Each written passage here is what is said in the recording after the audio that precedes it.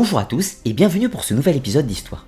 Aujourd'hui, nous allons suivre les pas de l'un des plus grands explorateurs du XVIIIe siècle, à savoir Jean-François de La Pérouse. Ce dernier est né dans la ville d'Albi et nous allons suivre ses aventures pendant la guerre de 7 ans ainsi que la Révolution américaine, mais surtout son grand voyage autour du monde à bord des navires La Boussole et l'Astrolabe. Ce périple, qui va durer 3 années, le fera entrer dans la légende.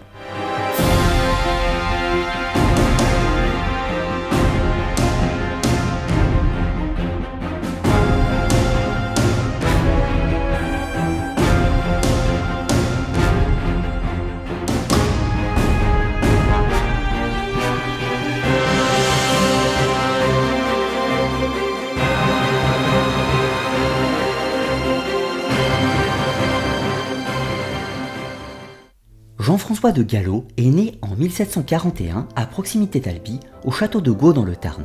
Sa famille appartient à la noblesse albigeoise et Victor-Joseph de Gallo, son père, est l'un des hommes les plus influents de la ville.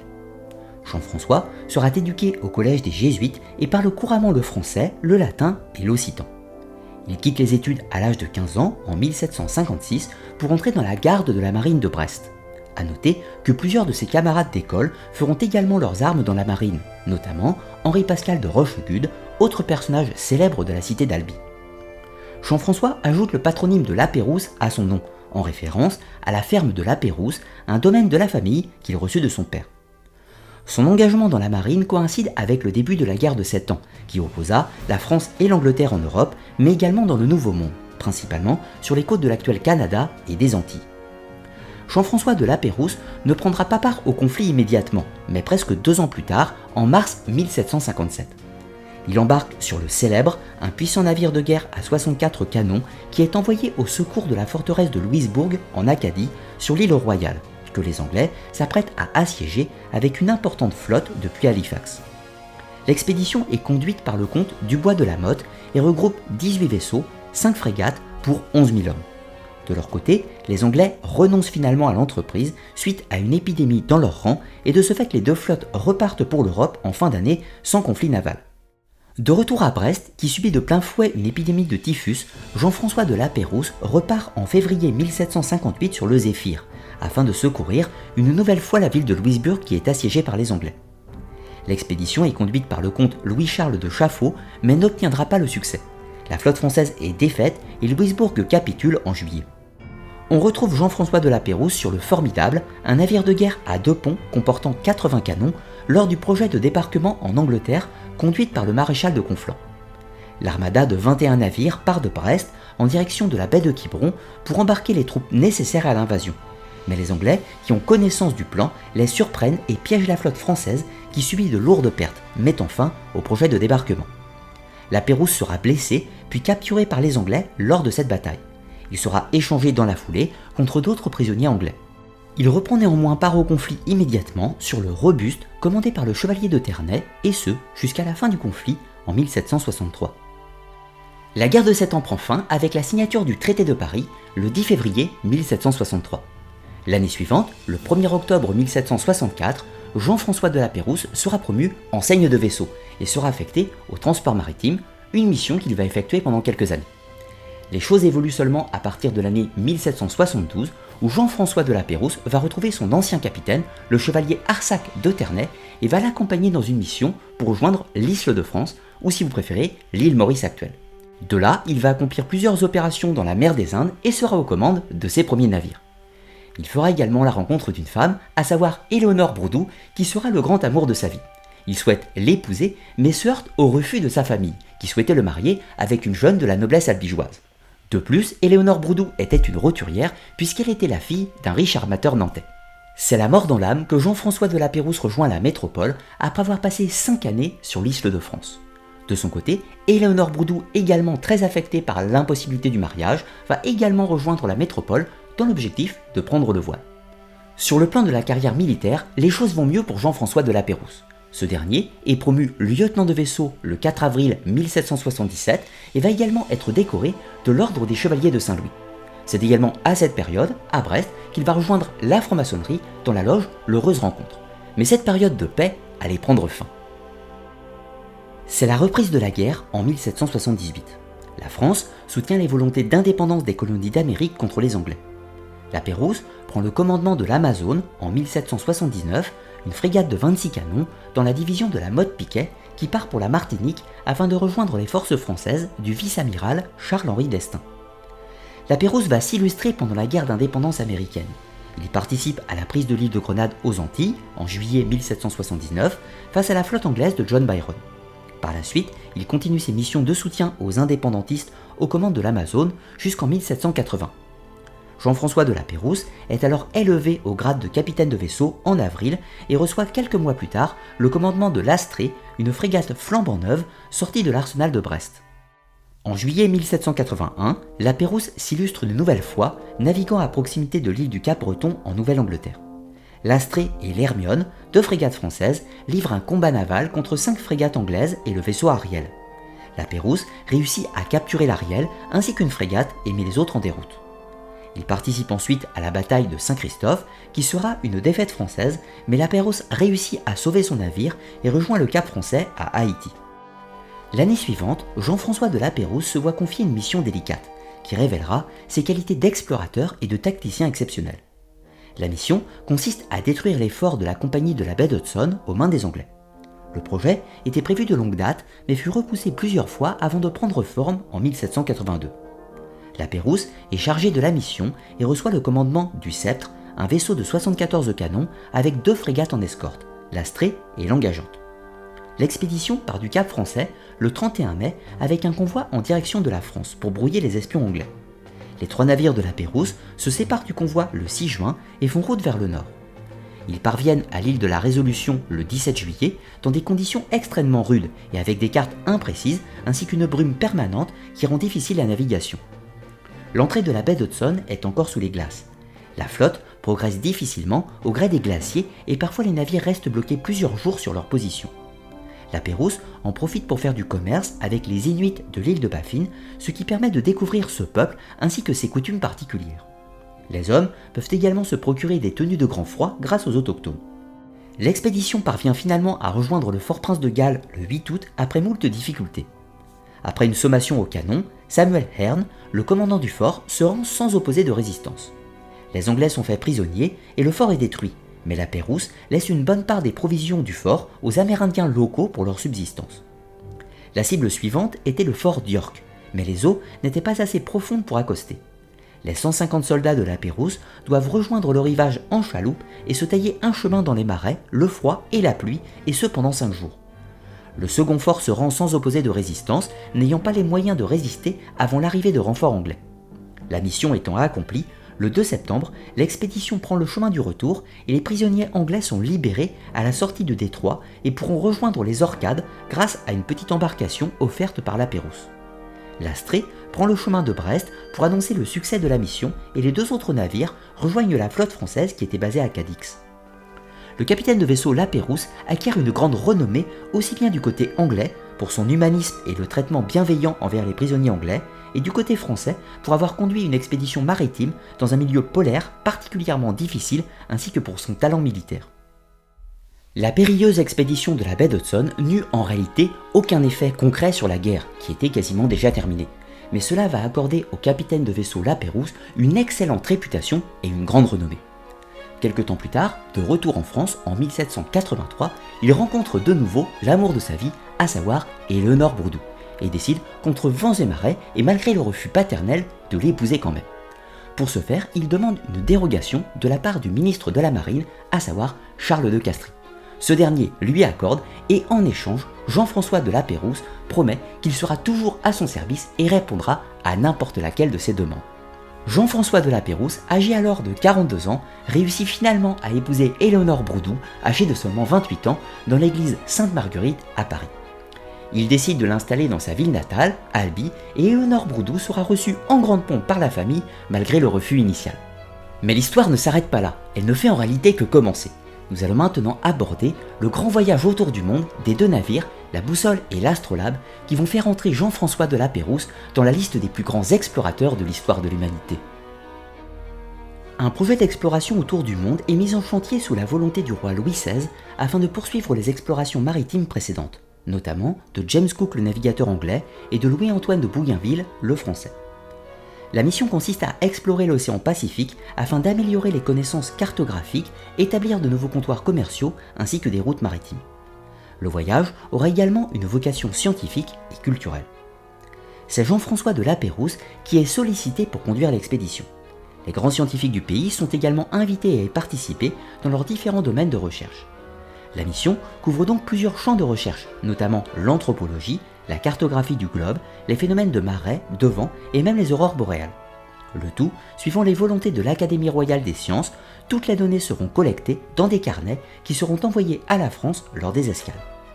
Le voyage est prévu pour durer 3 années. Lapérouse étudie scrupuleusement les données de voyage de James Cook sur les peuples rencontrés, leurs us et coutumes et les éléments de troc qui seraient utiles lors des escales. Il se procure également du matériel de fabrication anglaise à la pointe de la technologie maritime, comme des sextants et des boussoles de nouvelle génération.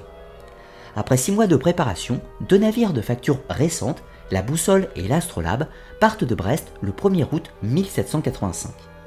220 hommes participent à l'expédition, de nombreux scientifiques sont à bord, en plus des hommes d'équipage, notamment des physiciens, astronomes, météorologistes, naturalistes, plusieurs médecins, ainsi que des dessinateurs et interprètes. On trouve également des prêtres possédant des formations scientifiques, ce qui donne le ton de l'expédition. L'aventure sera conduite et commandée par Jean-François de Lapérouse à bord de la Boussole et l'Astrolabe sera sous le commandement de Paul Fleuriot de Langle qui avait déjà combattu aux côtés de Lapérouse dans la baie d'Hudson aux commandes de l'Astrée. La première étape du voyage sera l'île de Madère, puis Tenerife aux Canaries. C'est ensuite la longue traversée de l'Atlantique pour atteindre l'île de la Trinité le 18 octobre. Tout au long du voyage, Lapérouse prendra grand soin de faire des escales régulières afin de préserver la santé de son équipage, assurer le ravitaillement, mais aussi étudier la faune et la flore, ainsi que les us et coutumes des populations rencontrées. Le 9 novembre, l'expédition atteint l'île de Sainte-Catherine et poursuit son voyage en longeant les côtes de l'actuel Brésil et de l'Argentine avant de franchir le Cap Horn sans grande difficulté pour rejoindre le Chili. La Boussole et l'Astrolabe font escale à la Concepción pendant 1 mois et Lapérouse organise de grands banquets avec des feux d'artifice sur la plage pour remercier les locaux de les accueillir. Mais le navigateur français est scandalisé par le comportement des colons espagnols face aux autochtones. Toujours dans les pas de James Cook, l'expédition française fait halte sur l'île de Pâques et découvre les richesses insolites de cette île ainsi que les célèbres moailles avant de reprendre la mer vers le nord à la recherche de nouvelles îles. L'équipage prendra de nombreuses notes sur la diversité exceptionnelle des oiseaux lors de cette partie du voyage. Les aventuriers arrivent finalement sur l'île d'Hawaï le 18 mai et font du commerce avec les locaux qui se montrent particulièrement bienveillants avec les voyageurs. Lapérouse refuse de prendre possession de l'île au nom de la couronne de France et s'en explique au roi dans une lettre. Le voyage se poursuit maintenant vers les terres froides du nord jusqu'en Alaska. La navigation est rude et les navires doivent affronter des glaciers impressionnants dans un fjord qu'ils vont nommer Port-de-France. Ils réussissent à débarquer afin d'explorer le territoire et les Amérindiens locaux décident de vendre le paysage côtier à la couronne de France en échange de divers objets. L'escale est néanmoins mouvementée et de nombreux hommes périssent dans les eaux glaciales. Lapérouse donne un avis défavorable pour l'installation d'un comptoir sur ces terres hostiles. Sur le plan de la recherche, de nombreuses espèces inconnues seront découvertes lors de cette partie du voyage. Le périple reprend le chemin du sud et arrive à Monterey en Californie, alors territoire espagnol, où les explorateurs feront une escale en septembre 1786. Lapérouse donnera de longues descriptions sur ce territoire et le mode de vie des Amérindiens, mais fera également part de ses constatations du mauvais traitement infligé par les Espagnols aux autochtones. Lapérouse nous offre les premières cartes maritimes inexplorées de cette région. Il observe le comportement des autochtones et leur offre un petit moulin pour leur permettre de moudre le grain en farine plus facilement. C'est maintenant la périlleuse traversée du Pacifique qui attend la Boussole et l'Astrolabe. Après les difficultés sur les îles Mariannes, où l'équipage peine à se ravitailler, les navires arrivent en vue de Macao. Jean-Nicolas Dufresne débarque et quitte l'expédition afin de rapporter les comptes rendus du voyage et les recherches scientifiques en France. Les expéditions de cette envergure n'étaient pas chose aisée à cette époque et de nombreuses péripéties pouvaient survenir, aussi bien au niveau du ravitaillement mais également les affres de la maladie. De ce fait, la liste d'équipage des hommes qui sont partis de Brest ne sera pas totalement identique tout au long de l'expédition. Il arrive parfois que certains hommes soient débarqués car trop malades et d'autres sont embarqués au gré des escales. Les carnets de Lapérouse qui sont parvenus jusqu'à la France offrent quantité d'informations sur la cartographie, les us et coutumes des populations, mais également sur des découvertes sur la faune et la flore. De plus, il est intéressant de lire la correspondance de Lapérouse qui nous offre ce point de vue humaniste d'un homme du XVIIIe siècle, bercé par les idées des Lumières face à la difficulté et les affres du monde dans lequel il vivait. Cela fait 1 an et demi que la boussole et l'astrolabe sont partis de Brest. Après l'escale de Macao, Lapérouse prend la route des Philippines et débarque à Manille, qui est sous contrôle espagnol fin février 1787. Lapérouse décrit les habitants de l'île et fait une nouvelle fois état des mauvais traitements par les colons espagnols, ce qui heurte l'humaniste qu'était Lapérouse. Il profite également de la présence d'une corvette française en escale pour remplacer les hommes qui avaient péri lors de la première partie du voyage, et reprend la route le 10 avril pour les terres inconnues de Tartarie en longeant les côtes de la Corée. Lapérouse découvre une nouvelle île non référencée par les explorateurs et la baptise d'Aguelet. Les côtes de Tartarie apparaissent par-delà les brumes le 18 juin, tel un mirage comme l'indiquera Lapérouse. Les navires accostent dans la baie de Ternay, nommée en hommage du capitaine du même nom, et pendant quelques jours, ils explorent la région et découvrent notamment des sépultures anciennes avec de nombreux objets d'ornement, mais aucun habitant. La navigation reprend vers le nord et croise plusieurs pirogues de pêcheurs. Lapérouse les décrira comme chaleureux et raffinés. Les hommes de Lapérouse débarquent et les locaux aident les explorateurs pour la conception de leur carte de navigation. Les pêcheurs indiquent que leur île s'appelle Choka, Sakhaline de nos jours, et qu'il faut 7 jours de pirogue pour atteindre le fleuve Amour. Lapérouse explore les mers en direction du nord et met en évidence qu'il y a un détroit qui sépare Sakhaline et le continent. Pendant ce temps, les naturalistes collectent de nombreuses plantes et les échanges avec les locaux sont prospères. Une difficulté pointe néanmoins, lorsque Lapérouse se trouve bloqué au détroit sans possibilité de le franchir. Après une escale, il longe les côtes de Sakhaline vers le sud pour trouver un passage. Il finit par le trouver et ce lieu prendra le nom de détroit de Lapérouse entre Sakhaline et Hokkaido. Il y a une chose fondamentale qu'il faut bien comprendre avec l'expédition de Lapérouse, c'est que cette dernière ne vogue pas au gré des envies du moment ou encore au hasard. C'est une expédition qui a été méticuleusement préparée en France et ce pendant 2 années. De ce fait, Lapérouse a un programme de voyage et de ce fait, tout son cheminement est bien établi. Des ambassadeurs sont envoyés dans les différentes escales que Lapérouse doit atteindre à des dates prédéfinies. Donc, il doit rejoindre certains secteurs à une période donnée afin de pouvoir rencontrer les ambassadeurs. Certes, il y a quelques petites péripéties qui obligent certains changements au cours du plan de navigation, mais globalement, l'objectif du voyage de Lapérouse était bien établi. Et c'est justement l'une des principales difficultés de cette partie de l'exploration. Les côtes de Tartarie, de Russie, du Japon et de Sakhaline étaient relativement méconnues et aucun explorateur n'avait poussé aussi loin que Lapérouse. De ce fait, il n'existait aucune carte maritime de ce secteur. Ce qui fait que les informations collectées par Lapérouse et qu'il va envoyer dans ses carnets seront fondamentales pour l'exploration future de ce secteur maritime. La boussole et l'astrolabe cherchent maintenant un passage pour joindre le Kamtchatka. Pour cela, ils font escale à Hokkaido et vont solliciter l'aide des locaux. Ces derniers, de façon bienveillante, vont justement donner des informations maritimes afin que Lapérouse puisse trouver son chemin, puisse passer les îles Kouril et rejoindre le Kamtchatka. Lapérouse remonte vers le nord et franchit le détroit le 15 août 1787 en direction du Kamtchatka, en Russie actuelle, et fait escale au village de Saint-Pierre et Saint-Paul. Lapérouse y décrit méticuleusement les coutumes des habitants et notamment des bains publics aux excellentes vertus curatives. La France avait envoyé en avance des ambassadeurs afin d'y accueillir le capitaine Lapérouse et l'informer de sa nomination en tant que chef d'escadre, équivalent de contre-amiral. On lui demande de prendre la route de l'Australie afin de rendre compte de la situation en Océanie. C'est au tour de Barthélemy de Lesseps de quitter l'expédition afin de rapporter des carnets en France, à l'Académie royale des sciences, et le roi Louis XVI lira ces carnets en personne. La boussole et l'astrolabe reprennent la mer en direction du sud sur les traces de Bougainville et de grandes difficultés interviennent au passage de l'équateur, et notamment la maladie et des brusques changements de température. Mais les navires arrivent en vue de l'île de Samoa le 6 décembre. Les hommes font escale et Lapérouse décrit les traits de la culture maori de ces îles.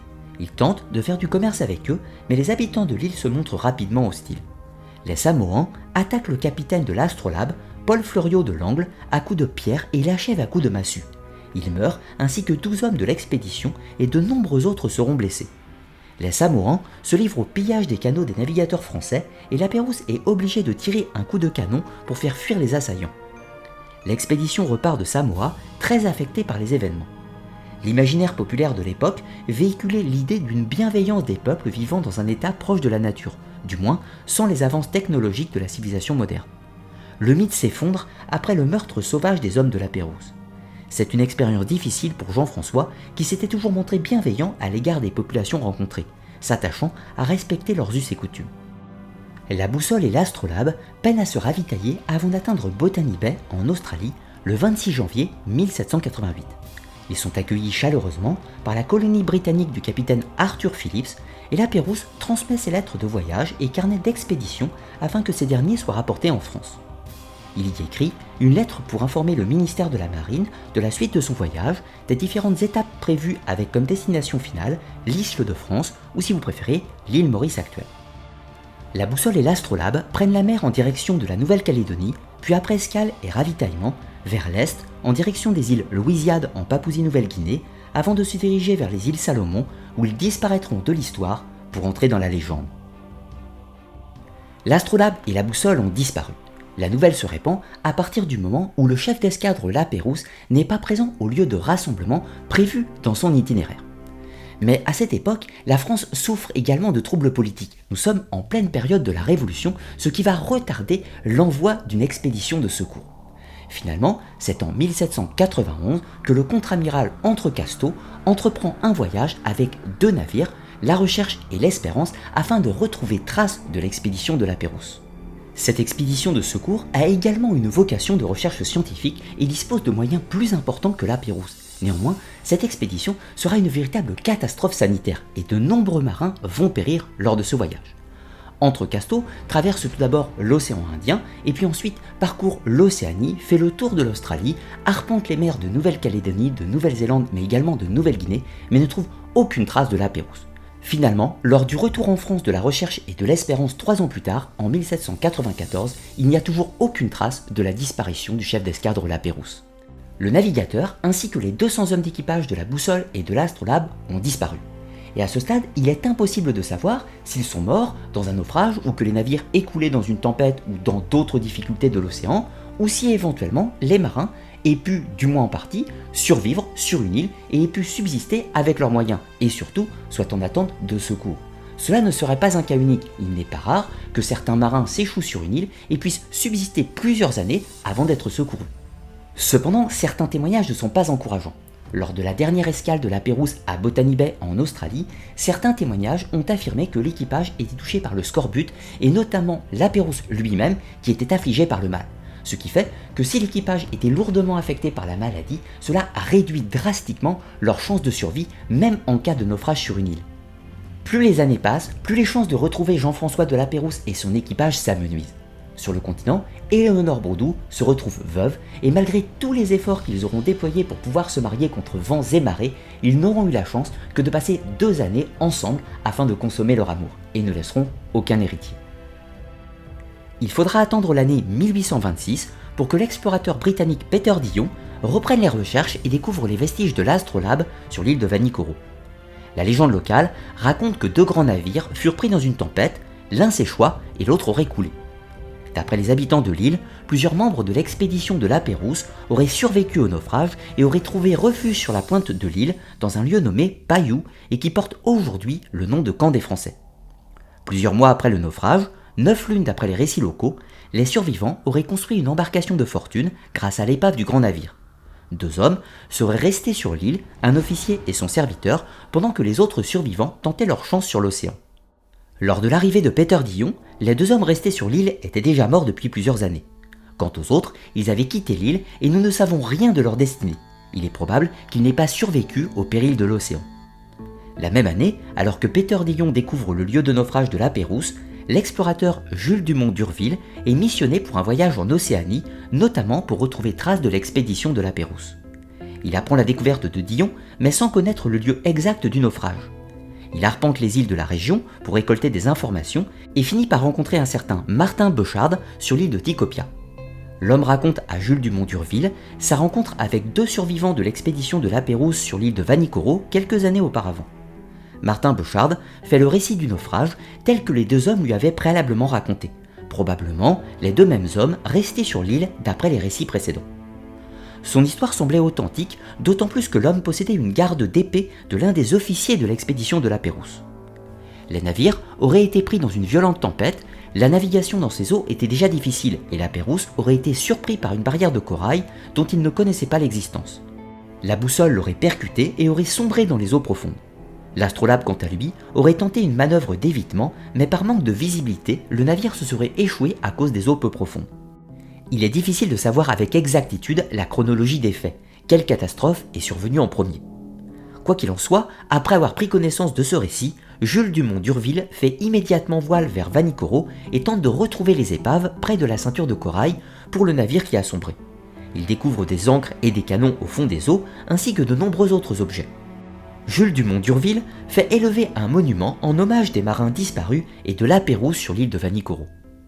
Dans le siècle suivant, de nombreuses expéditions se succéderont pour retrouver les dépouilles et vestiges des navires disparus autour de l'île, mais aussi pour retracer le parcours des survivants du naufrage sur l'île.